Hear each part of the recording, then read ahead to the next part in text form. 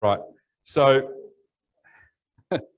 so a big welcome to people out there on Zoom. Look, this is fantastic, isn't it? We, as I said, we've got people in, at least one person in Sydney. We've got one person in Tasmania. We've got a lot of people that either couldn't be here or can be here on Zoom. But a massive shout out and welcome to everyone who has come along tonight. This is fantastic. Community battery event, getting ahead of the curve. So I won't go into too much detail, but we've been looking at a community energy project, and we think this is a very exciting project. We've got here tonight Greg Hannan, who's Head of Network Strategy and Non-Network Solutions, as a speaker from Citipower, Power Core and United Energy. Thank you, Greg.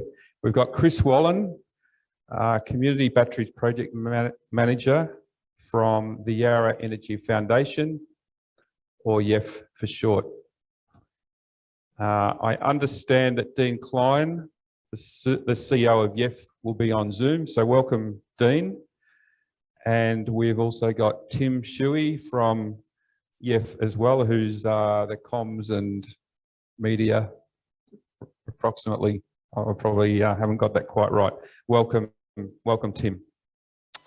I'd just like to acknowledge some other people in the room, and apologies if there's people on Zoom that I do miss. So we've got John Kennedy. Welcome, John, State MP for Hawthorn. I've seen one of our councillors, Wes Galt. Welcome, Wes.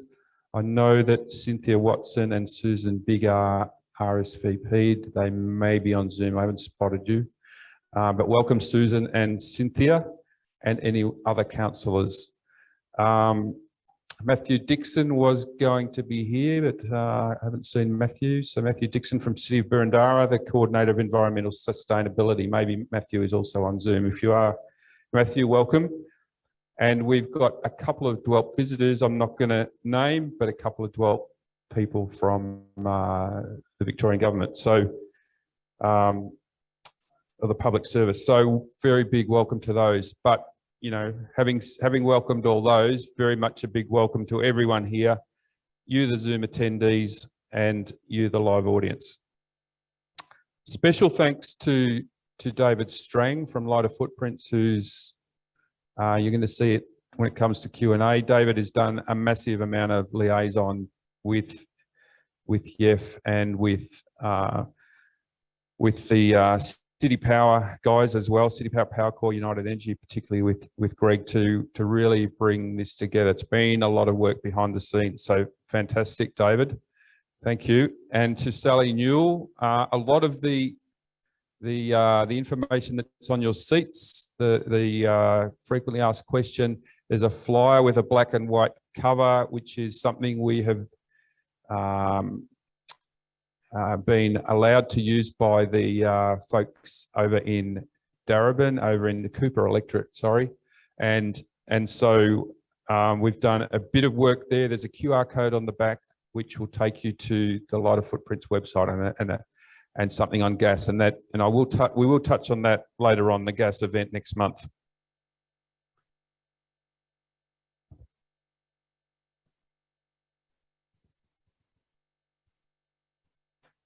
So look, very briefly, this is not only about education, but we were wanting to accelerate the conversation everywhere for our community to move into action.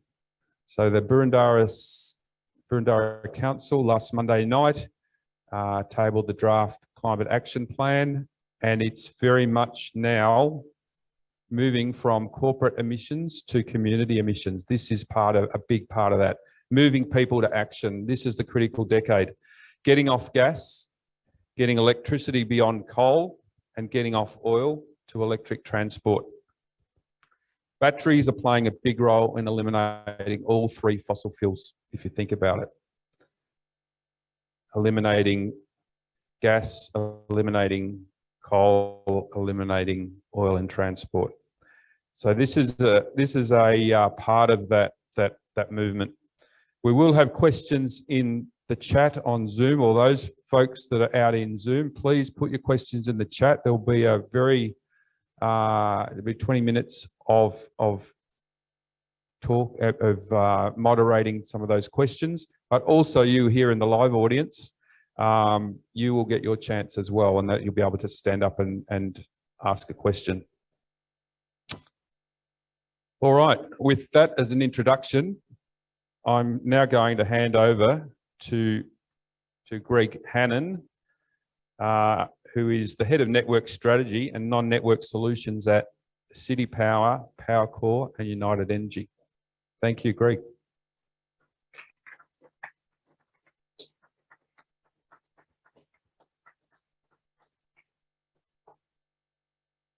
Well, look, thanks very much, Mick. And first of all, thank you to all the locals who've come out tonight. It's fantastic to be here in a community hall, town hall, talking about community energy. These days in corporate life, we have lots of town halls, but they typically involve an online session. So thank you for having me, and welcome to everyone here and everyone online, and in particular the people who've organised this event and listening in from overseas as well. So as Mick said, my name's Greg Hannan. I'm Head of Network Strategy at Citipower, Powercore and United Energy. And you know, we did a little outtake before, and yeah, fundamentally, we are really excited about community batteries, and I wanted to talk to you about why that is tonight and give you some insights as to why we see this heading. But before I get into that, yeah, I just wanted to ask for some show of hands. So can I just ask for those in the physical room here? You can do it online as well, but I just can't see you. Yeah, how many people here have residential solar? So just put your hand up. Okay, so I don't know, I reckon that's about half. So put your hands down. And how many people here would be interested in a community battery project here in Boroondara? Okay, so I'm going to say there's probably a few more people that said yes to the second question than they did to the first. So it's not really a surprise, because community batteries are a really great opportunity for people with solar to store more of it, export more of it, and to share that with those locally who don't have solar, and that there are benefits that these batteries can provide to support really the local community renewable aspirations and fundamentally provide for all customers. So yeah, it's super exciting. So maybe Mick, if you can go on to the first slide, please. Next slide, rather. And the next one again. So I guess, oh, sorry. Yeah, thank you. Yeah, so how we got here was that, so our networks cover 1.8 million customers. We're three of the 5 Victorian networks, and our customers go all the way from the Mornington Peninsula up through the inner east, the city, and all across Western Victoria. So, you know, very large footprint. But United Energy, and you can see on the slide here, we've trialled a couple of pole-top batteries, and these were our first move into community battery projects. So these batteries that you can see here are basically very similar to a transformer on a pole, and we've deployed those 2 trial units in the Bayside area. And we found that they've had really good performance, and you know, we'd like to roll out more of these. So because of those trials and because of the thinking and learnings we've had from that, you know, we really want to go further, and we really see a big role for batteries on our networks. So just in the slide there, you can see that, you know, we're really pleased with how that project has gone. We've had to basically make some unique designs, and we think this is an Australian first. So really proud to be at the forefront of that. And the performance of that battery was really good. So in summer, it basically helped, there were 2 of them, roughly helped to reduce the peak demand by between 10 and 20%. So a really good example of innovation that can help us manage peak demand. And I know it's a really informed group, but for those of you who may not be aware, in the past, it's been peak demand that has driven the growth of our networks. So batteries can really help us to lock the peak and avoid having to make other upgrades that we might otherwise have to make. So I might go on to the next slide, please, Mick. So I've got 3 examples here of community batteries. So the one on the right is our pole-top battery. There's one there in the middle from Sydney, and there's one there from Perth. And it's quite funny because I actually thought these looked pretty good. I asked someone today and I said, what do you think? And they said, oh yeah, it kind of looks like a rubbish bin. And I was like, well, that's not quite what I thought. But the whole point is that these community batteries that we're now looking at and talking about are really going to be visible at a street level, where there's community support. So we would never put a battery in where we didn't have that local community engagement and buy-in. But the ones in the middle and on the left are examples from Perth and Sydney that have gone in fairly recently. And so they're ground mounted. They're basically the size of a small kiosk. And the one in the middle, you can see it's coloured green, but we expect that they'll be able to be customised in terms of the wraps, and there might even be some local involvement in that. So siting them is going to be critical and getting the community support for that. But just an example of what they may look like, and in comparison to that one on the right, which is our pole top battery. Yeah, so next slide, Mick, thanks. So this one, I can't take credit for this slide. So one of my colleagues put this together, but to me, it really explained visually, what we're talking about. So community batteries, as Chris and I have been discussing, are connected at the street level. So they're connected to what we call the low voltage network. And it's the same network that if you've got residential solar, you are connected to.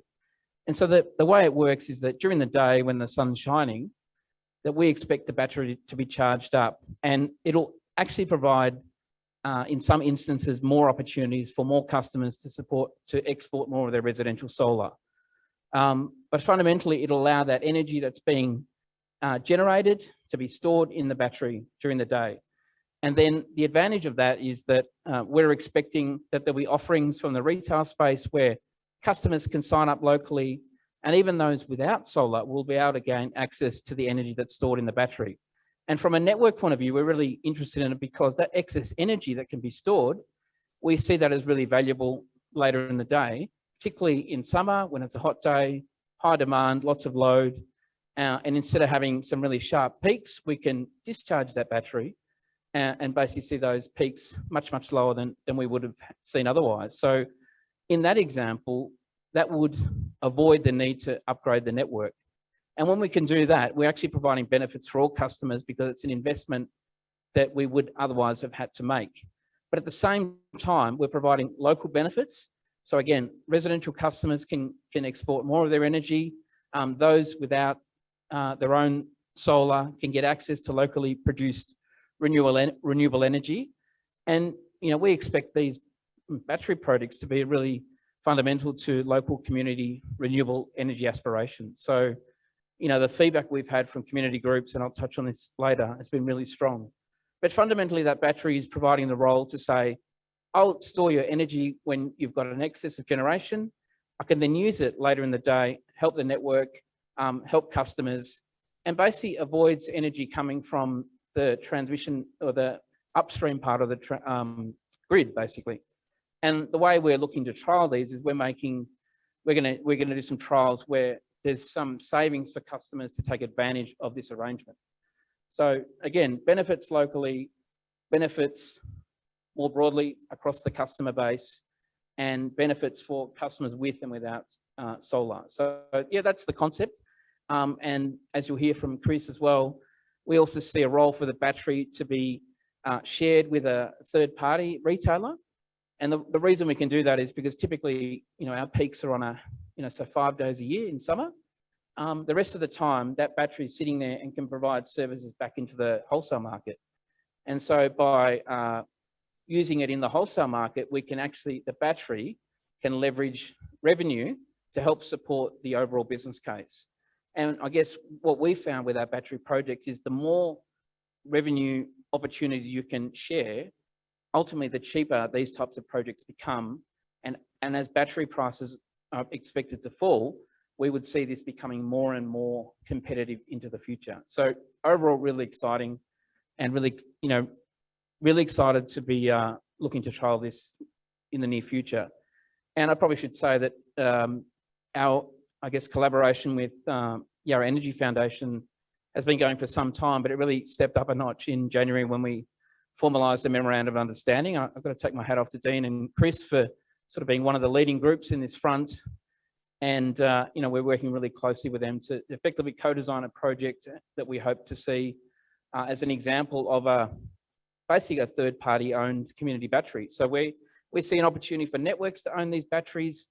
We also see an opportunity for community groups to own them. And we expect in the future there'll be opportunities where there's a community group that owns a battery where the network would potentially lease that battery to help manage peak demand. So maybe we'll go on to the next slide. Thanks, Mick. So what we've seen this year was really a huge momentum for this topic. And just across our networks, we've seen real enthusiasm from groups such as yours, all around the state on community energy. And I think it was in March, the Victorian Government announced what they're calling the Neighbourhood Battery Initiative, which is $3 million in funding for projects and feasibility studies. So, you know, we've sort of lent into that opportunity really heavily, and we're really hopeful that that we may end up with some projects to demonstrate this, including working with YEF. And we've also been quite proactive in engaging with community groups such as yours and saying that, you know, if you don't have a project or a preferred site right now, that's okay. But we expect that, you know, there's an opportunity to develop feasibility studies. And the way that government program has been structured is the government will fund not just projects, but also feasibility studies. So we think, you know, so 12 months time, when those feasibility studies get done, there'll be many more opportunities for these local community battery projects. And as a network, I guess, we saw when we had to submit these applications, which really happened in March and April, we just were inundated with interest from community energy groups. And they all came to us and said, where should we put these batteries? Where's the best place? And so we're prepared to work collaboratively with community energy groups and increasingly looking to reveal more of our network opportunities at the LV level. Because, you know, we have expertise and knowledge in that. Not all community energy groups will have that. We want to share that, make us efficient. And, you know, there are really preferred sites for these batteries from a network point of view. There's also the dimension around community acceptance and engagement, and where, you know, if there are any sensitive sites. So we've got to weigh all that up. But fundamentally, we see these batteries going into places where there would have been overloads due to load, but we also see them playing a role in places where there are very dense concentrations of solar panel, residential solar customers. And where we see that, particularly in some of our growth areas, if you're one of the later customers to connect, there have been instances where you haven't been able to export as much as you like. And so if you can put a battery in a place that works for the network, allows those customers who maybe even weren't able to export or export to a lower level, to export more, to have that in a site that the community wants and supports, working with groups such as this and the local council and other relevant community organisations, we see that as the you know, the really sweet spot for where these batteries will end up being deployed. And I guess, you know, hats off to Chris and Yef and Dean and the guys and girls at Yef, because I've said to Chris, you know, we had on our sort of business plan that we wanted to have a trial project by the end of the year. So we signed the MOU in January. We've got a pretty strong application with, I think the Yef project is probably one of the best in the country. And we've been really pleased to work with Chris on that as Citipower. And I know in the future there's more opportunities. So it's moved really quickly. So, you know, we've always brought forward our own internal timelines by at least 6 months, and are really hopeful that in the near future there'll be some really exciting projects announced across Victoria. Of course, they won't be everywhere. There'll only be a handful of them, but nevertheless, what we're seeing from community groups is really strong and positive interest, which is really pleasing.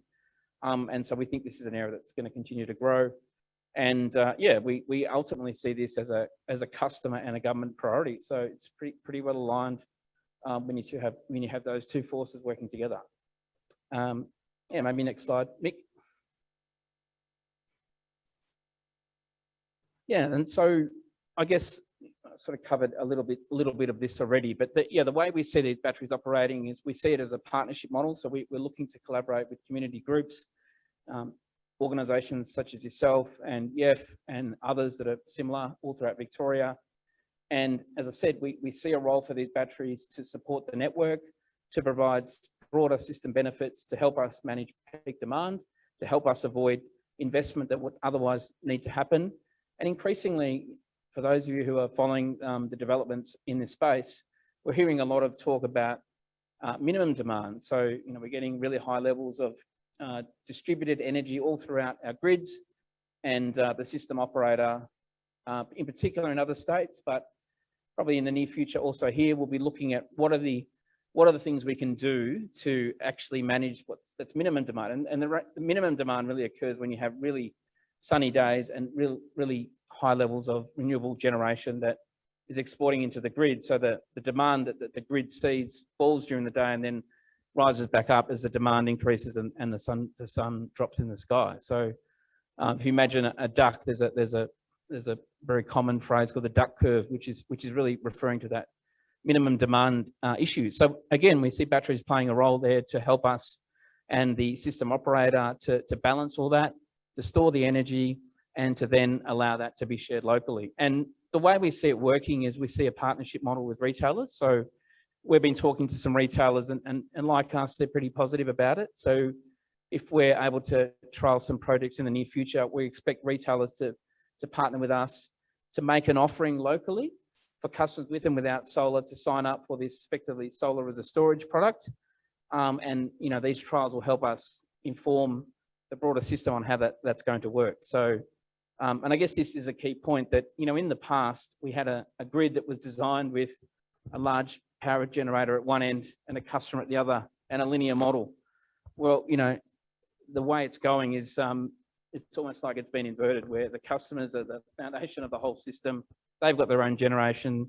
There's two-way flows in and out of their house, across the network, and the system operator is also looking to balance that at a net level. So, yeah, really exciting developments, and it kind of is challenging the industry to work together and collaborate increasingly with new parties. So networks and retailers working together, I guess, is not that dramatic, but networks, retailers, and local energy groups is something that is still fairly new and really exciting. So something that we're really keen to see take off here in Victoria. And so maybe, I think this might be the last slide, Mick.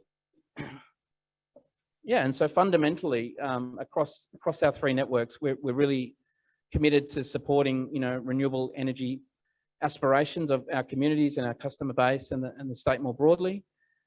We see these batteries playing a really important role and a growing role going forward. And we're really excited about the opportunity to be able to trial more of these projects.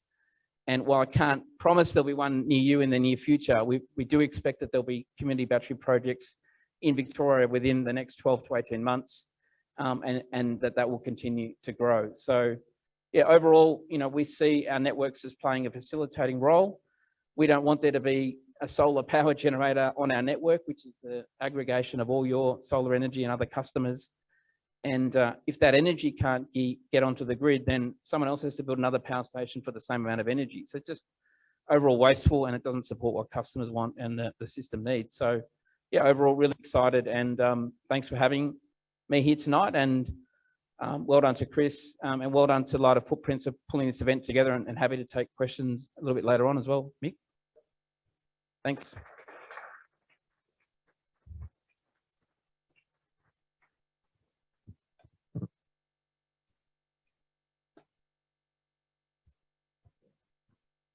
Fantastic. So thank you very much, Greg. Look, it's fantastic. I think, just pondering as Greg was talking, 6 or 7 years, there was all this talk, is there a future for the network? Everyone is focused on the generators transitioning to renewables, and where was that going to leave the poles and wires guys? So it's just, I think, really positive. It's a really positive story, and the collaboration, the maturity now that's starting to come in through the networks, collaborating with people like YEF, and maybe, the battery technology wasn't around 7 years ago, that is around now. So really very exciting. The next speaker we're going to have up is Chris Wallan. Chris is, as I said earlier, Community Batteries Project Manager from YEF, Yarra Energy Foundation acronym. So I'm going to hand over. People on Zoom, hoping you're getting some questions, some good questions in there. And people in the audience, if you can think of your questions and hang on to them till Chris finishes, and then we'll get Chris and Greg back on stage, and we'll do a bit of questions from the live audience and questions from the chat in the Zoom. So over to you, Chris. Thank you.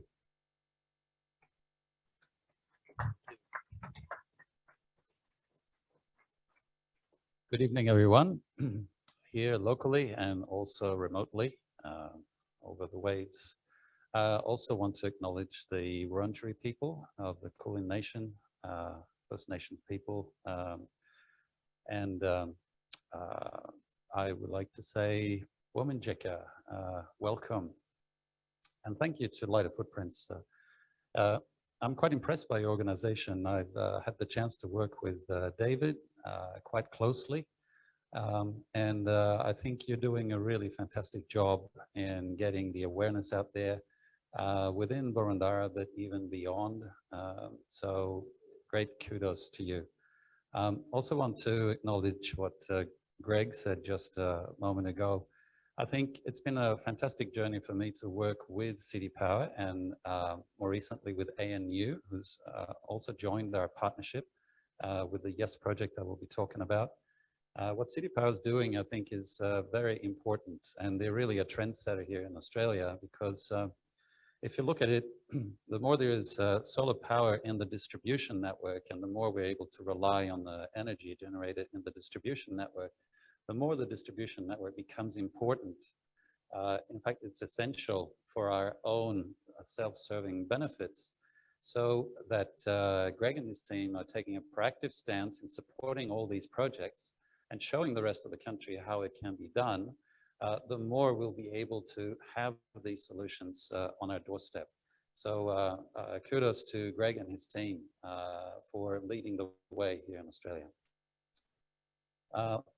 So I think I have a... So I won't go through this so much because I think by now you have a pretty good idea that a community battery, thank you, is something that's connected to the local power lines where your property is connected, that stores the energy during the day and supplies it in the evening. And it can also offer other services such as supporting the network when it's needed, as well as trading on the market. The only thing I want to say on this slide is that I actually created this slide and Greg pinched it from me. So you know, so I don't need to present it. What I do want to say a little bit though is that there is no particular model today on who owns and who runs a community battery. So here are some different models of ownership. In Goulburn in New South Wales, they have a community group that actually runs or are planning on installing a solar system for their community with a battery. So that's a community energy group actually doing it. But there are retailers that can do it as well. And I want to emphasize the community retailer Innova up in New South Wales. They're a community-owned retailer, and they now have installed a community battery, but it's connected to the high voltage network. So they have a different way of going about it than what we are talking about, which is connected to the low voltage network where your properties are connected. Over in Western Australia, Synergy has at this point 13 community batteries, but we can't look at them because they operate under different rules. So it's difficult to translate what they are doing to what we are doing here, which is a much more regulated environment, as Greg and his team would know. Therefore, there are restrictions on how a distributor such as Citipower can actually deploy batteries. They are very much constrained, and they are very open, therefore, to different models of how to make it happen. But they have installed the pole-mounted ones that Greg talked about, and Ausgrid up in New South Wales is also running 2 pilots at the moment. The independent third party is what I'm going to talk about next, and that is the Yarra energy storage systems, also known as the Melbourne solar sponge. So what is the idea? Well, it's to deploy a lot of these battery systems right across the Citipower network, which is all of this. So we're planning on up to 200 over the next 7 years to deploy these based on basically the needs and the opportunities to do this, both network constraints requiring relief, as well as the community interest to make this happen. We are introducing a different ownership model, which I will tell you a little bit more about in a moment, that involves both wholesale and retail investors. And the services we'll deliver is, as Greg has said before, offering network support, offering services to the community, and trading on the market. So this is how it works. You basically have a community battery, oops, wrong one, that is connected to the network so that we know, we get signals from the grid telling us when we need to support the network because of issues. We're connected on the other side, on the green side, I have to learn how to press, to customers through a retailer. And these customers will be providing a lot of the local energy that we will then supply at night. In fact, we have been working very hard on how will the business model actually be defined in such a way that the network on one side and the consumers on the other side, as well as the investors, all stakeholders, get what they would like out of this battery. So there are many different value streams that we need to tap. And that's why we are also why we are trading on the market, because that does provide an income stream, as Greg said, to help for the business case to make this commercially viable. The way it is structured is quite different from anything you've seen so far. And I've looked at community battery systems around the world. I haven't seen this yet. So while the pole mounted is an Australian first, as Greg said, this is a world first, as far as I can tell. So how does it work? Well, the idea is that we have a company that is set up for each battery. And that company is invested in by a parent entity, which would be a company as well, where we attract wholesale investors. Now, why do we do that? Well, that's a way for us to build capital, because there are three main principles that this project is building on, and that is simplicity, transparency, and replicability. So to replicate, it's important that there is enough capital there to be able to rapidly deploy. But at the same time, we want to open the window for community members to become investors. By coming in investors, they get to share in the returns, but they also get to have a say on the running of the business. They can be part of the decision-making of how their local battery is working.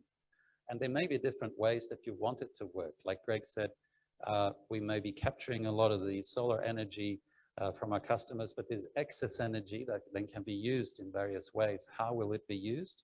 Prorated across everyone who's subscribing, or to customers with special needs, or in discounted ways. There are many ways that you could do this that would benefit the community.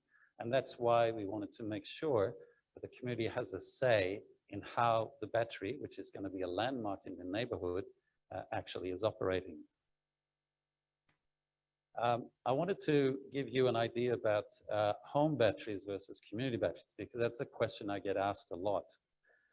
So the thing about home batteries is that you can invest or buy one, and you have an initial purchase associated with that, which is quite significant. Now, here in Victoria, there's a rebate, a generous rebate offered by the Victorian Government.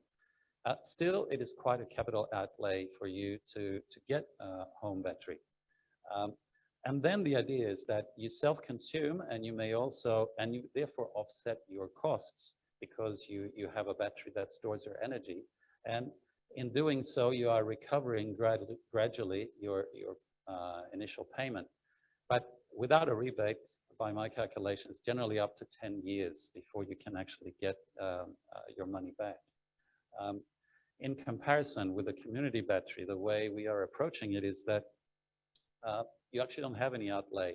It doesn't cost you anything, or you even get a discount by using the battery. So therefore, it's available to anyone. You don't have to have a lot of money to get involved with a community battery. There are other advantages, and by doing so, you will eventually get to a net present value that may be comparable or possibly even better than for a battery. There are also a key element that allows this to happen. And that's also an innovative approach by Citipower to work on what's called a local use of system tariff. So we would be introducing a different tariff that allows this to happen. that tariff has been talked about in the industry for quite a while, and we will be implementing one of the first incarnations of that.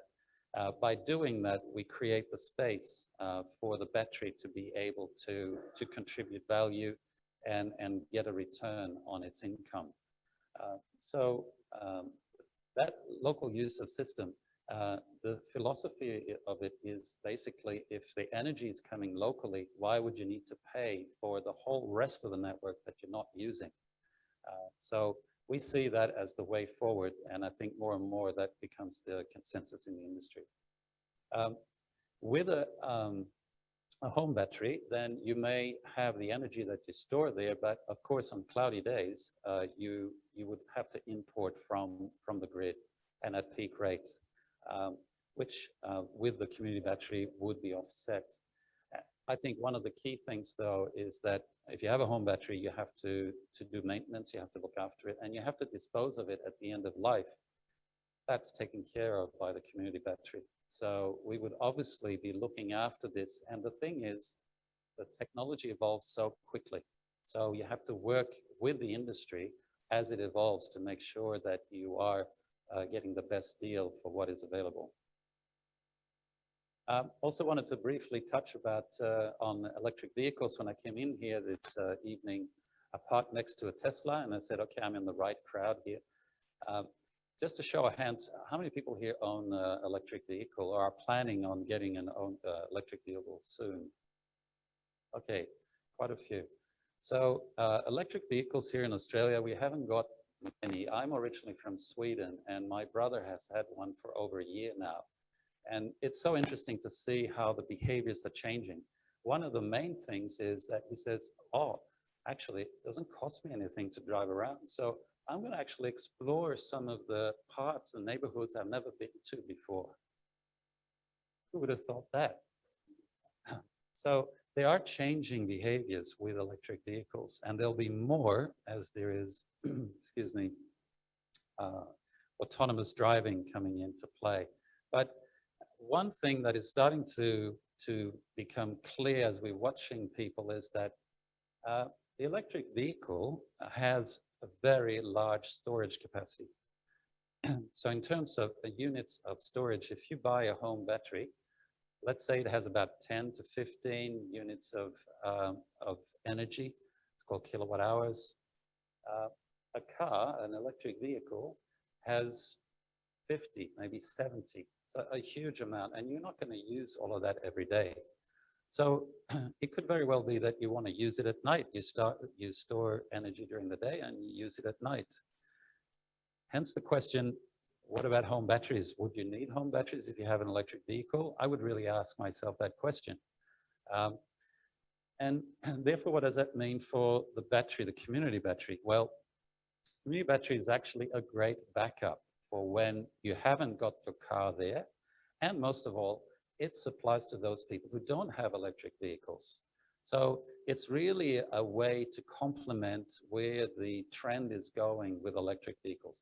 Like, this is very futuristic here in Australia because we still don't have many, but a lot of trends are showing up overseas. And one other trend is you want to make sure that you use your cycles in your battery of your car, because the car ages with the cycles. So therefore you want to make sure that it is used for the way you want to use it. So I think a lot of us will see those changes coming.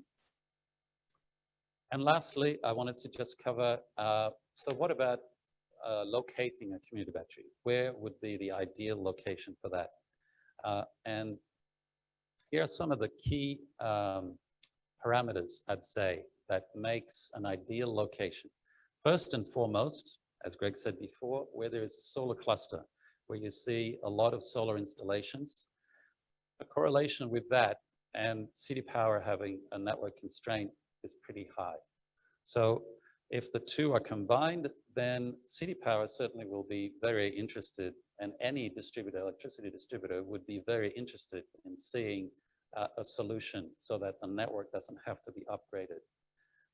The second thing is that you have a nearby park or a communal area or even private land that could be leased for locating the battery.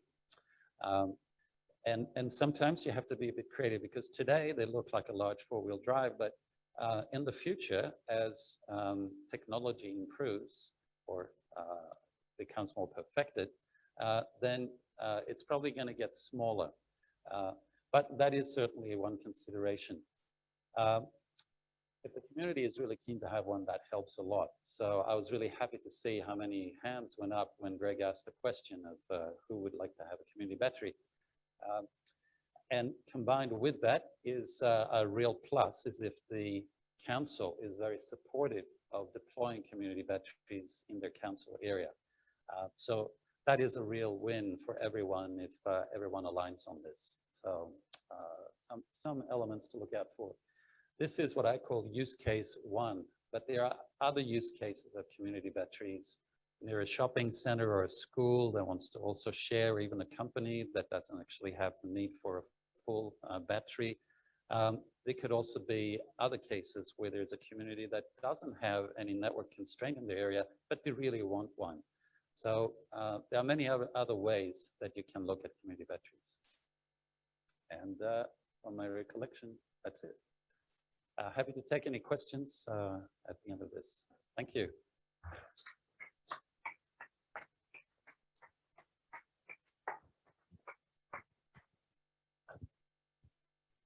Thank you, Chris. So really good look into the future there. I think it is fascinating. And as I said earlier, people here, this is getting ahead of the curve. You've heard some trends overseas from Chris there. And yeah, this is really interesting, exciting. And thank you very much, Chris, for that. We're now going to move into some Q&A, question and answer, with a combination of questions from the chat. Not too late to put them in the chat. I'm going to hand over to David Strang and to Carolyn Ingverson to handle that. So I think we're going to get Chris and Greg up on stage here in the hot seat.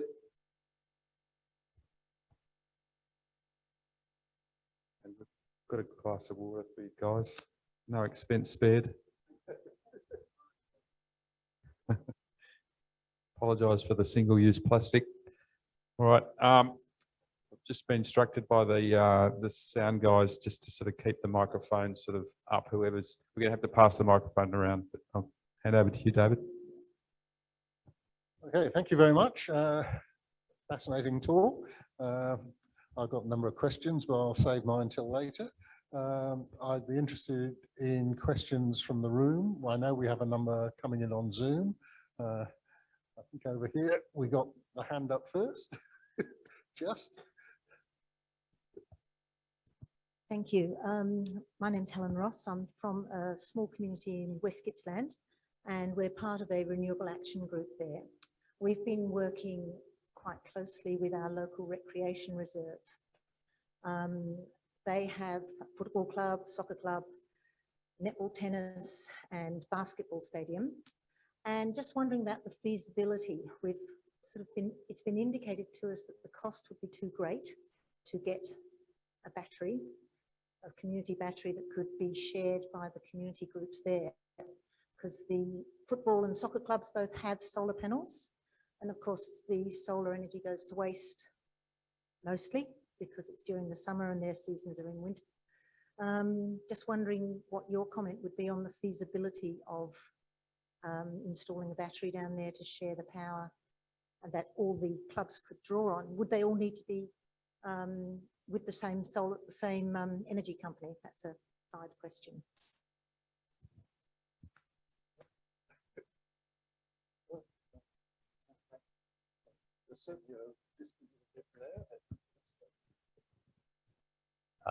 Definitely, there's a case for a battery. The question is, how big is your solar array? So, for example, today, I think all solar farms that are approved or that are invested in come with a battery. So And why is that?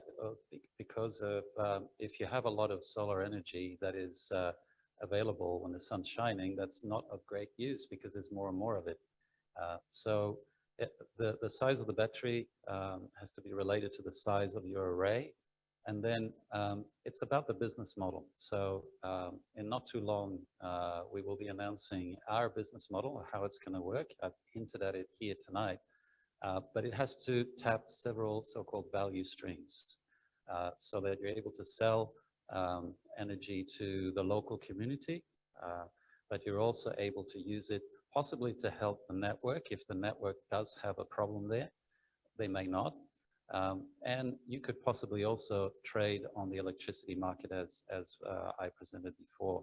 So there are ways to make this happen, and the challenge we're taking up is to prove that yes, it is possible, which means that what you are doing would be possible as well.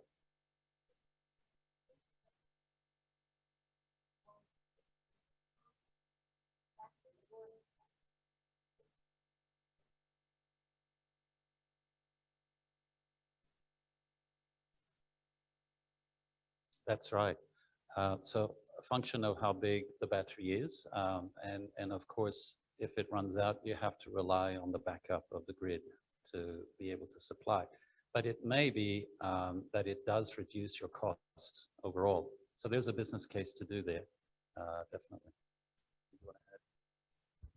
Yeah, look, I agree with Chris. You know, our experience at the moment is that there's a business model where you can align a lot of value, but you still need a third-party contribution at the moment. So that can be from ARENA or a local grant or the Victorian Government.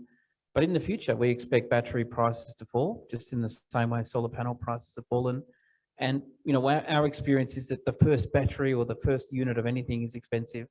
And then once you've achieved the control capabilities and the systems you need to operate that one battery, you can then leverage that for a larger set of batteries. So the second battery is much, much cheaper, and the one after and the one after. And so we do see a future where these are going to become more and more attractive. And we also expect that retailers are going to be offering products in this space as well.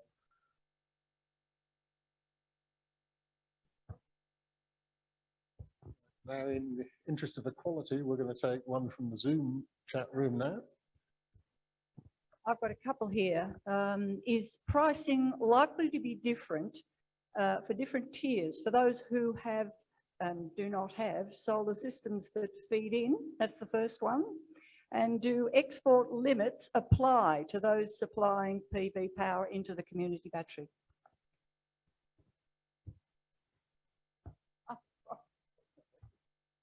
So what we're talking about here is trials. So as Chris and I referred to, the way we're proposing to run the trials is to create these innovative new local tariffs, and those tariffs create some extra value in that local area that will facilitate people to share the energy. So, you know, it relies on retailers coming in and offering products to make it all work, but we expect that to happen. And as I said when I spoke earlier, that one of the benefits of a battery, and I think Chris touched on this as well, is that in an area where there is otherwise a really strong cluster of residential solar, if you happen to be the last person to want to apply, you can sometimes run into export challenges. And so by putting the battery in an area like that, we expect that will increase that last customer to connect's export capacity. Won't solve all the problems, but I guess the other real advantage we see with batteries is the closer you put them to the load, the more benefit you can generate. And the more benefit you can generate, the better the business case. And so we see a real, really great opportunity for these new devices to providing more export capability and, you know, being able to leverage other benefits as well for all the customers. I think our philosophy is not to create inequality. So we don't want to create pricing differences that favor certain people over others. As I said before, in our model, the local shareholders will have their say of how they want to do it, but we definitely want to make available the local tariff to everyone who wants to subscribe. People who export solar, well, they get they get the privilege of getting a feed-in tariff. So they're being compensated for that. Electrons don't care about what arrangements we make. They just go to wherever the voltage is the lowest. And then, so once the energy is in the network, then it's how we supply it back. So I think, no, we don't want to create inequalities as much as possible.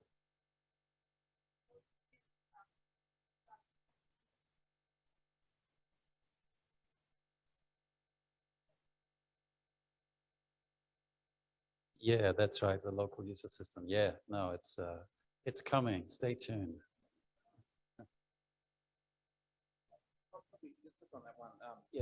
Yeah, like really exciting and really working pretty closely with Chris and his team on it. But what we're talking about here are trials. So we're talking about, you know, a handful of projects initially, but those trials will inform this the board of development, and then, you know, we expect that to be, you know, you start with one battery and we expect it to grow from there. Thank you very much. I think it was commercial in confidence, and you'll have to shoot you if they tell you the answer at the moment.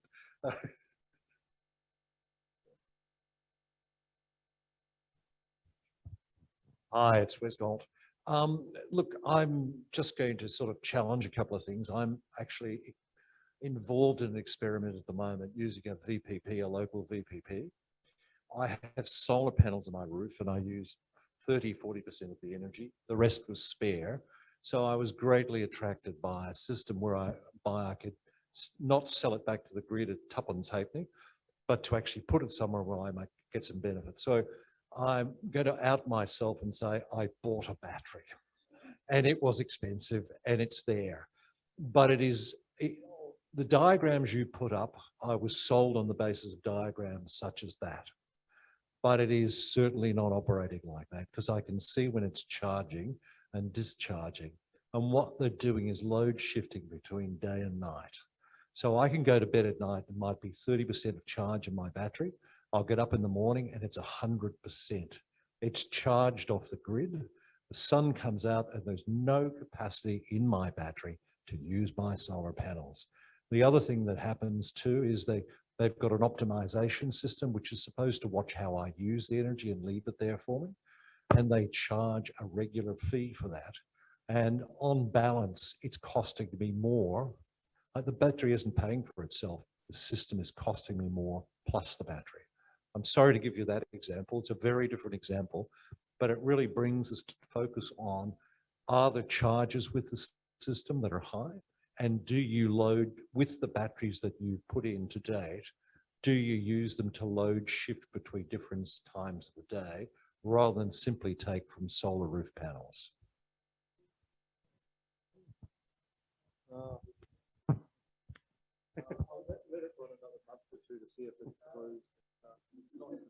I'd be very interested to give you different experience, but I'll leave the answer to the experts. Sorry, was it Wes, was it? Wes, thanks, Wes. Yeah, so I didn't quite catch the first question, but the second question you're asking, you know, is this unusual? I guess my comment would be, you know, a lot of people have electric hot water, and that is a way of storing energy. So the way that works is it charges overnight, you use it during the day. So, you know, the example you gave is kind of where we are today. However, in the future, you know, with more and more solar, what we're expecting to see is that there will be periods during the day when it is actually cheaper to use your own energy to charge your battery, and then use it in other periods when it's more expensive to use it from the grid. So almost like the inverse of the scenario you're describing. So, but, you know, it sounds like you've signed up with a provider and they're optimizing it for you. So, you know, we expect there to be products out there, and things aren't going to change overnight, but eventually, you know, we do see a role for these batteries to be charging almost, you know, during the day, soaking up the energy. In some cases, you know, there may be export energy that goes back up into the grid, but it can also be used locally, and then also used when it's more beneficial, even for yourself, if that's the way you want to structure it, but also, you know, from a grid point of view, when the demand is higher. So that would be my comment on that observation.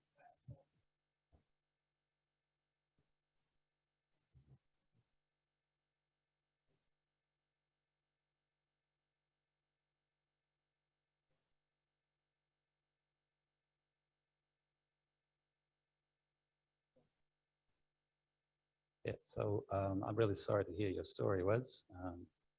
I can tell you one thing, that the way we're approaching yes, the way we are proposing with yes, is we charge when the sun's shining. In fact, it makes me think there was, I don't know if it's gone into legislation or not, but there's a proposed legislation in California to fine companies that charge overnight because there's not enough wind power, so it's not renewable and therefore doesn't help state of California. So the way we're working on it is to make sure that when the sun is shining between 9 a.m. and 3 p.m. particularly, that we are in charge mode. And then we go into discharge mode at night, particularly to hit the big peak from 5:30 to 7. You talked about the optimization, and thank you for that, because that's a major element I haven't mentioned here. You know, ANU is a most valuable partner in this project, and they have expertise in this area. In fact, they have a software platform that is open source, so public domain. That is the basis for our development of the battery control system. What that means is that the software that we are developing will be available to anyone to use, license free, no cost involved.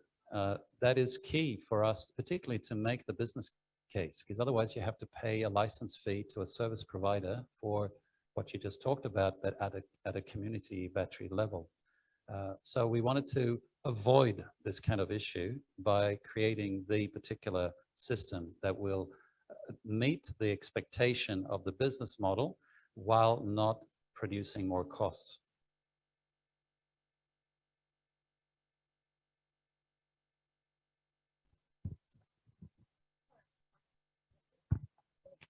A simple question, really. In Boroondara, there is not big coverage of solar.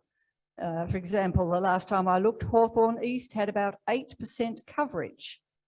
And we're talking about overload here in the system, which we don't seem to be suffering from in this area. Won't coverage need to be increased in order for community batteries to be successful?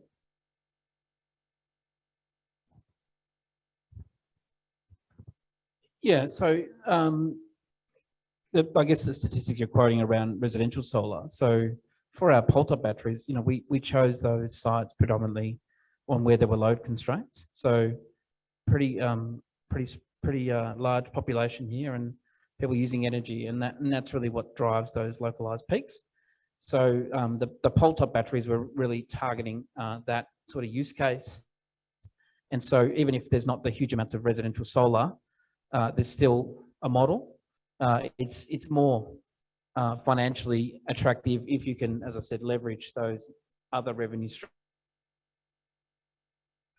If you've got a site where there's some sort of network intervention that would be required because of the high levels of solar, and there were high levels of load in the evening, then as Chris sort of showed in his diagram, that would be an ideal site. But you know, we expect that communities will also be voting with their feet as well and looking for solutions in this space. So I think I hope I've answered that question, but I guess eventually there'll be more and more, I guess, residential customers with solar, you know, across Victoria. And so we expect there to be lots of potential sites for these batteries. I'm actually surprised to hear it's only 8%. I think I looked up Boroondara on APBI and I thought it said at least 13 or 14%, but so it wasn't too bad, I thought. But even so, even if there's a lot over a large area, there may still be clusters. And to me, that's the most interesting, is to look out to see where is there a lot of combined solar installations that you could tap for getting local energy. That would be the place to start. And if you get one and you show a really good role model to others, that may encourage others to put more solar in on community battery.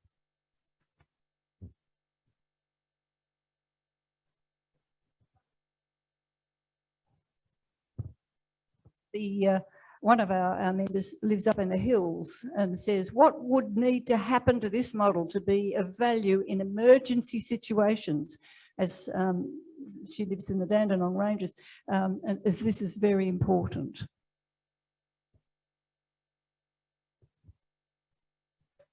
Yeah, so hopefully that lady's hasn't been too severely impacted by the recent storm. So it's quite a freak event, is my understanding.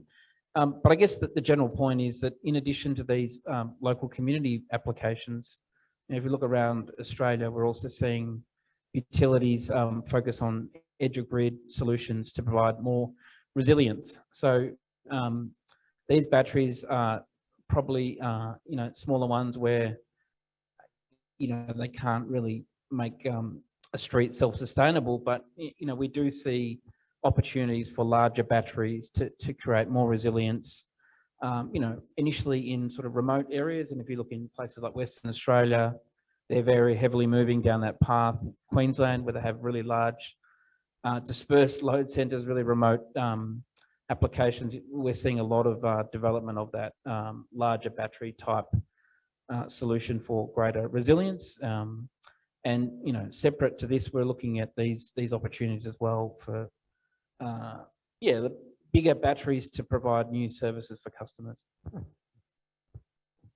Yeah, we're really talking about microgrids here for those kinds of situations. And the way I see community batteries, they're the little sister or little brother of a microgrid. They have the essential elements that goes into a microgrid. Australia hasn't really got into microgrids that much yet. Across the pond in the US, it's the greatest thing since sliced bread.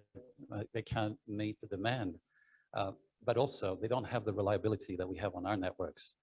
And as Greg, I'm sure, will confirm, Citipower is one of the most reliable networks in Australia. So the need for being able to island and operate on your own is not that great. But when you're at the edge of the network, to me, it's a microgrid that needs to be implemented as soon as possible to reduce these issues.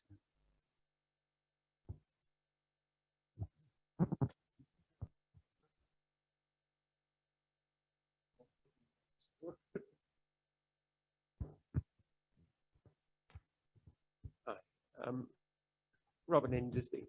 I think we're probably going to have more electric cars than house batteries.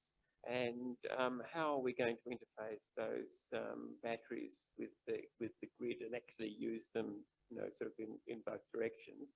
And also, it's my understanding that the solar to connect to the grid has got to be fixed solar, and so all these caravans and accessories that people have for their hard time use, which they often put solar with, it'd be nice to be able to couple that to the grid and to the general system. So automobile batteries, massive batteries for the automobiles, and the other portable electronic photovoltaic light.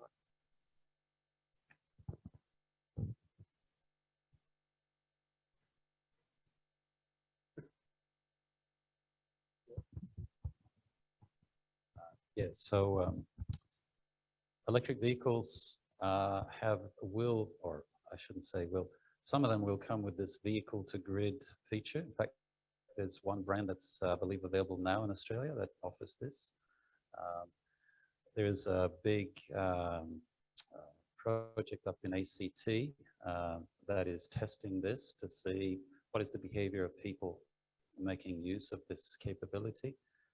So I think that's what I was alluded to in my slide earlier, that I think there's going to be a changing behavior of how you use your electric vehicle and how much you want to share it with the grid, because obviously, I mean, we heard Wes's story that was, don't want that to happen to your car, that you get a surprise that, oh, you don't have the charge that you want. So I think there's a lot for us to learn of how to make use of that. As far as people moving around with photovoltaic cells, I don't see that would be much of an issue as long as they're not connecting into the network. If they do, then companies like Citipower need to know that there's suddenly an energy source coming in and you have to get approvals for that. But if you're independent, you can of course use it. Solar panels give you a little bit of energy, but I mean on a caravan, but not that much. So I guess there's more also a question of how much will you need, and particularly at night, I suppose. So you would need to be able to store it in your electric caravan, I suppose. Bit on my fence. Yeah, look, so really, really good question. And, you know, you look at net zero targets, it follows that there will be greater electrification of transport and therefore more EVs. And, you know, you make a good point. The EV batteries are quite large, bigger than the sort of household batteries that are being sold today. And, you know, to Chris's point, you know, we are looking at this concept of vehicle to grid. It's still very early days. But as a network, you know, I guess our view and sort of the team I lead's role is to really be in there trialing and learning and then making the lessons, and so that we can, you know, have the best solutions for customers, the least cost solutions, you know, being ahead of the curve, so to speak, you know, to the theme of tonight. And, you know, from a network point of view, we're sort of agnostic to whether people have EVs or not. But I guess what I would say from an affordability point of view, we don't want to see a situation where, you know, EVs come on and it contributes to the peak that's already there. So there's a lot of work and effort going into making sure, or, you know, come up with arrangements where, you know, when EVs are charged at aggregate, that it's outside of those peak periods, because, you know, the network is stressed at the peak time. And if you then add in a really significant load on top of that, you know, we'll have to upgrade the networks, and that's something we want to avoid. So we're looking overseas. There are, you know, to Chris's point, other networks, particularly in the UK, which have far greater levels of EVs, and even involved in a separate trial with fast chargers here in Victoria and with other distributors to see, you know, how do those charging cycles work and what does it mean to the network. So again, these trials are really framing our decisions and how we plan for the future.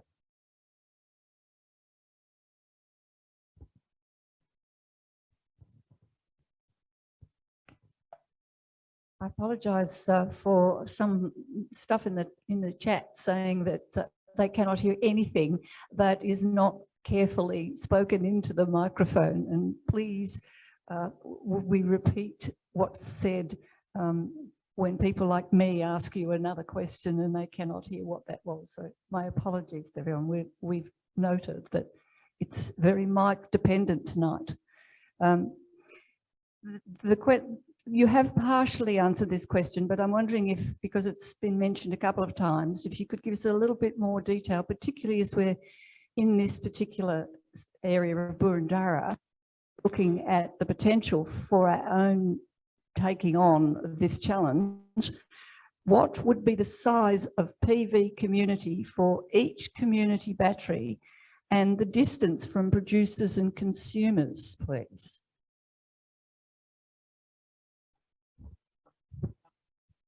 A nice easy one. So I guess in terms of, you know, how do we see this developing?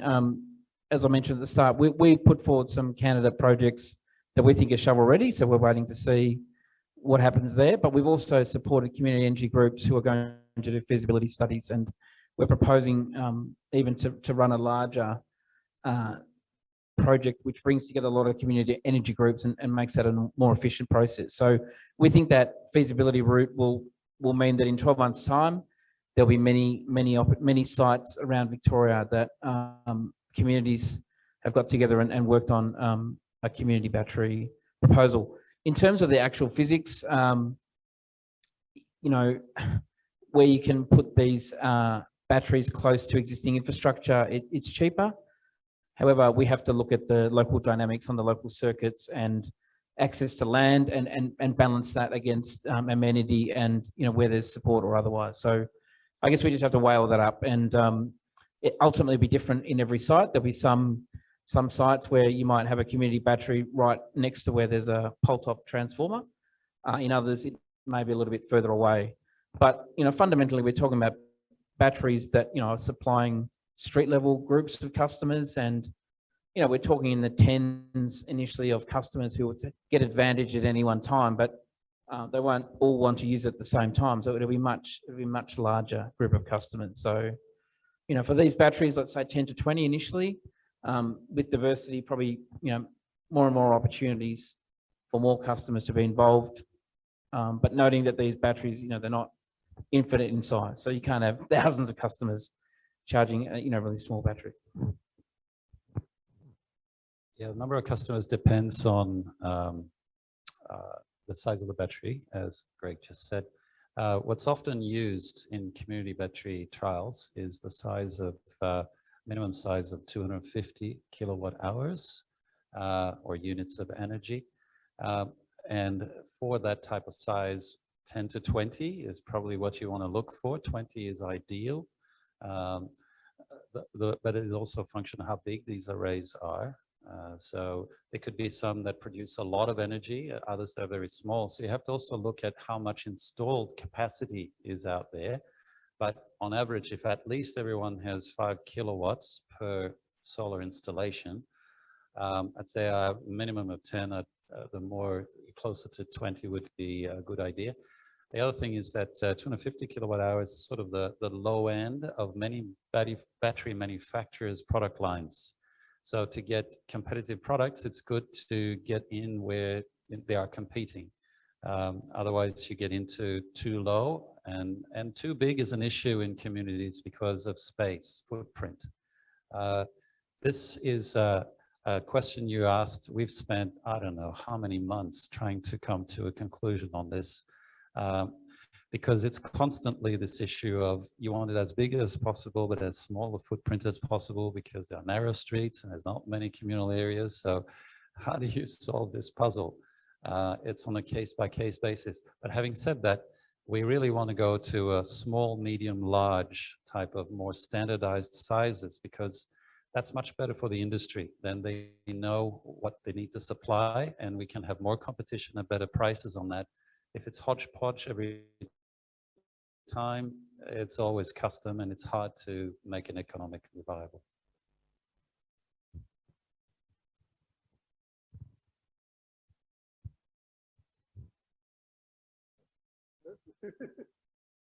Sorry. Your question just been asked. Thank you. Stephen Stewart. A question about running costs. If your battery is connected to the mains power lines, then the significance of having clustered users is not obvious. And every time you will want to charge your battery out of the mains, then will you not be subject to a cost? And who pays that?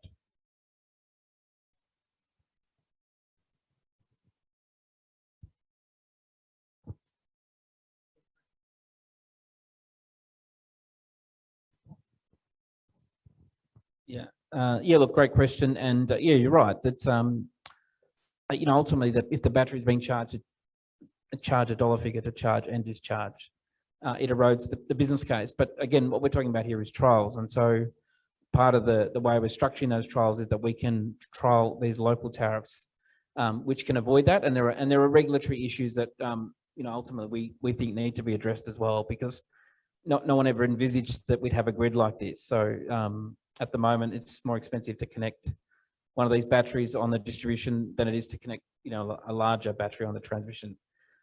We see that that there's going to be many more benefits of having these sorts of assets as close as possible to load. So there are regulatory issues to work through, but for these trials, we have a bit of license to do things a little bit differently, and that's the learnings we hope to gain, and then look to a larger scale rollout. So yeah, a lot of complexity in our industry, a lot of regulatory issues to sort out, but ultimately we don't see those as being barriers. We think that there's a lot of goodwill in this space, and that eventually these issues we work through.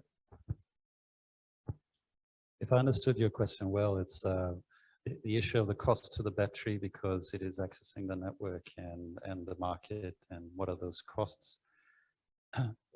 The answer is quite complicated, so I'm not sure I can actually answer it here, because you get into the issues of how do you register this battery? How does it operate?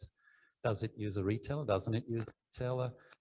So we work through a variety of options, and what we will be announcing soon is how this battery will be registered, or how it minimizes the costs involved for the work that it's doing. But there's a caveat here. If you go for the absolute cheapest, no matter what, you may not set the right precedent for a deployment. So what we want to do is to really make sure we have the infrastructure in place so that you can see the more you deploy, the cheaper it's going to be, because you have the right infrastructure, you have the right registration, you have the right relationships.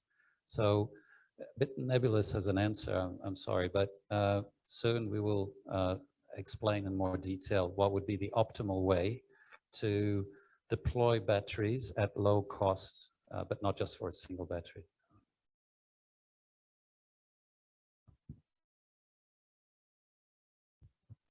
Now, I don't know if we can get the slide up which had some questions, because we were actually going to ask the audience some questions if we can. I know. Well, so-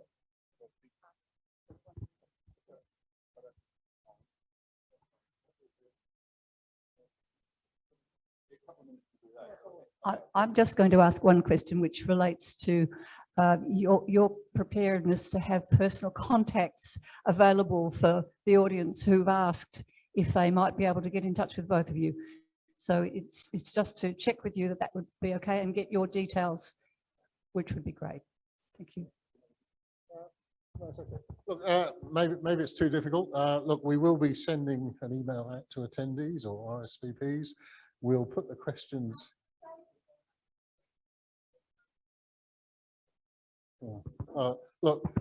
Yeah, I would ask you to look at the questions. Yeah, they're really important for us in working out just what Boroondara wants. I suppose based on what you've heard tonight, what would you think would appeal to our community, and what issues need to be addressed?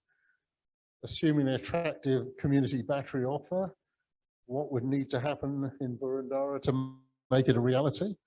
What are your attitudes to having a community neighbourhood battery, and where would this ideally be situated? Do you want it next door, or do you want it next door to your neighbour? And what would drive you to participate in the community battery initiative? Would you be willing to participate in the initiative? And would you be willing to participate if you didn't benefit directly, but there were overall benefits for the community? So all of you with solar panels, would you actually join the scheme if the benefits went to the wider community, or are you in it for the dollars? Anyway, we will send those questions out and try and get as many responses out of you as possible.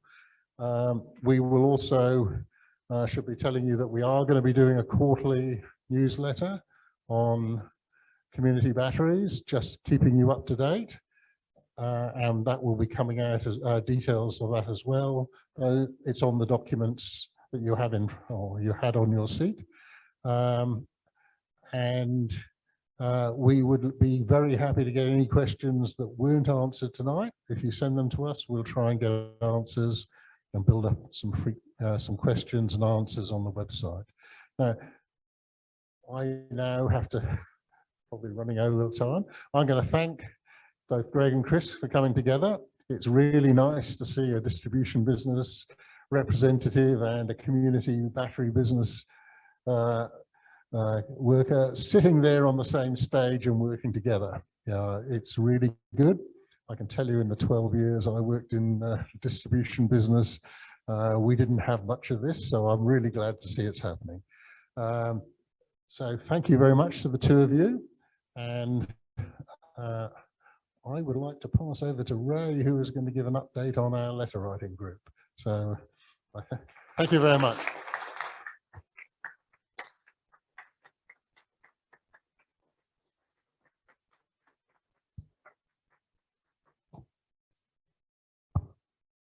Thanks very much, David. It's lovely to see so many people here tonight, and I convene the letter writing group of Lighter Footprints, and I'm sure some of you know about what we do. We've had a good month again. We write to not only Melbourne papers, but we write to papers around the country, in the regions, interstate. We try and support local communities who are battling National Party politicians like Barnaby Joyce. We love it when Barnaby writes an opinion piece in the Northern Daily Leader because we love replying to his nonsense.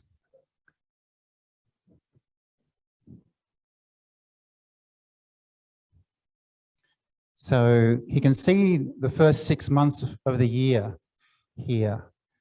The green bars are the letters addressing environmental and climate-related matters. The grey ones are other matters. We do write on other matters when we get stirred up. You can see that we're getting around about 80 climate-related letters published each month, which is, if you combine the other letters, it's about 3 letters a day that we're getting published, which is pretty good. You don't get every letter that you write published, especially if you're writing to the Australian. Here we get a bit of a breakdown for you. So most of our letters get published in The Age, but we're having really good success at the moment in the Murdoch press with the Herald Sun. That's pretty exciting. There's been a bit of a shift. They're more willing to talk about climate change. Similarly, the Australian Financial Review is a very supportive newspaper, and this is our best year in the Australian as well. So we love it when we get in the Australian and the Herald Sun, because we know some of those readers don't agree with our point of view. But if they read one of our letters, we might just get them thinking. Yeah? Just a little bit anyway, just maybe for 30 seconds. But we have a lot of success in the interstate and regional papers. Nearly 200 climate-related letters have been published by this group this year around the country. And Carmel even had one in an international journal. Well done, Carmel. On scientific literacy. Thank you. It's a pity that our politicians aren't a bit more scientifically literate. Most of our letters have been published in New South Wales. They have a lot of small newspapers in New South Wales, and coal is massive. So the Newcastle Herald, the Northern Daily Leader in Tamworth, would you believe? Barnaby's electorate, a lot of success there. Queensland is another world, and West Australia is another planet. Oh, I don't know how he got in there, sorry. But he's given us a lot of ammo, and we've had an exciting development this month. We've been approached by CANA, the Climate Action Network of Australia, to work with them. They know that we're good at writing letters, and they've been giving us a script.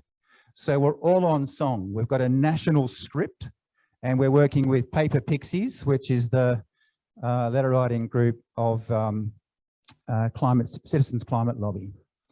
And we've had great success pointing out that if Scott Morrison can't get control of Barnaby Joyce, then it's going to backfire at the forthcoming election. A lot of people care about climate change. That's the message. We've had 10 lead letters. Now, a lead letter is the first letter. It's often accompanied with a photograph. And one of our new writers, Matilda Bauer, was successful in getting a lead letter published. Congratulations, Matilda. I'm going to feature 3 of them just quickly. This is Matilda's in The Age. You see to get a photograph. Isn't that fantastic? Doesn't it draw the eye? Oh, who's that? Oh, it's Barnaby. And ScoMo as well. Fantastic. Bill Chandler, again in The Age. And another new member, Amy Hiller, in the Australian Financial Review, and a photo of Barnaby again. So Barnaby's been good value recently. Oh, and look, there's Bill Chandler again. 2 letters in the Australian Financial Review. That's pretty good going. All with a consistent message that Barnaby is bad news. We've had 2 cartoons. We love it when we get a cartoon. Short little letters. strengthened by the cartoon. Congratulations, Ross and Carmel again. We've got 5 new members. Fantastic. 3 of them have been published in the last couple of weeks. And we had a blitz on the Australian. We had about 15 letters written in 1 week to the Australian. None of them were published.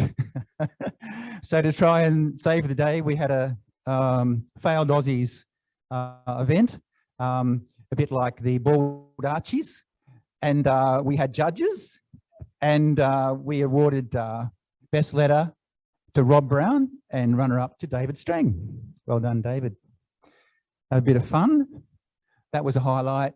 And if you want to join us, just go to the website, go to the Taking Action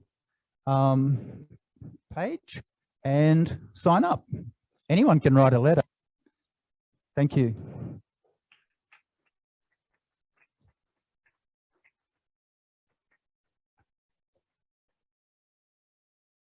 Thanks, Ray. Just very quickly from me, I'm the point person at Lighter Footprints for social media and comms. And a little bit of what Ray was speaking to, it's so important that we kind of get outside these 4 walls and speak to broader members of the community about these really exciting conversations that we're having, particularly tonight. It's so exciting to have such a positive and kind of innovative story to take out into the world. So I'd like to encourage everybody here to firstly follow us on social media. I've popped up some little QR codes around if anybody wants to scan those. Share our messages that we're sharing on social media. And perhaps most importantly, if you think that you might like to have a go at sharing something on social media, we're always looking for new volunteers. We'd love to hear from you. A bit like Ray, I'd like to posit that anybody can post on social media as well, and we're more than happy to give you a bit of guidance there. So we'd love to hear from you.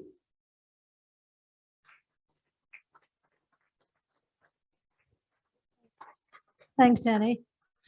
So I'm the last person up here tonight. And I'm just going to tell you about our next meeting, which is going to be on the 28th of July. You have a flyer on your seat that tells you about it. The title of the event is The Fully Electric Home and the Fight Against Gas. It's going to be held here at Marwall again. We're going to have Tim Forsey, who you may all have heard of before because of his fabulous Facebook page, which is called something like The Fully Electric Home. And he's going to be talking to us about how you can transition off gas at home. And we're then going to hear from Cam Walker from Friends of the Earth. He was instrumental in the campaign that resulted in the moratorium on fracking in Victoria. The moratorium on onshore conventional gas ends tomorrow, sadly, but he's going to be talking to us about the impact of that moratorium ending and also about the fights against gas fracking that are happening around the country. So that should be a really interesting night. And just so you know, we are a climate action group who likes to get out to the street from time to time. And from the middle of this month, we're going to be holding street stalls on Saturday mornings in the shopping centers around Burundara. We're going to be talking to people about how they can get off gas. And we'll also have a petition to our local member, the treasurer, Frydenberg, about gas as well. So I'm hoping I might pick up some volunteers for that tonight. I do have a clipboard and you can sign up, and we'd love to have you, and any Saturday morning will do. Anyways, thank you very much. Thank you again to our presenters. I hope you guys enjoyed this evening.